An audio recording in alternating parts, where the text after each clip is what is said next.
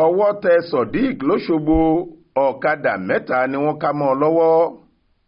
ṣebí ọjọ́ gbogbo ni tolè ọjọ́ kan ni tolóhun.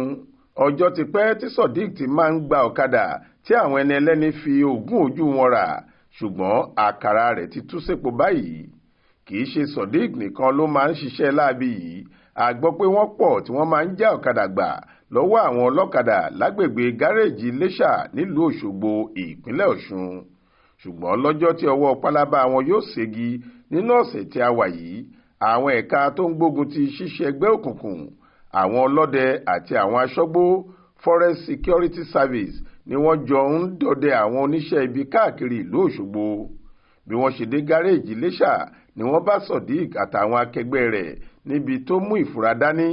Surdiq nìkan sì lọ́wọ́ tẹ̀ nítorí kíá làwọn tó kù ti sá wọgbó. ẹnìkan tíṣẹ̀lẹ̀ ọ̀hún ṣojú rẹ̀ ṣàlàyé pé oríṣìí ọ̀kadà mẹ́ta ni wọ́n rí gbà lọ́wọ́ Surdiq lọ́jọ́ náà.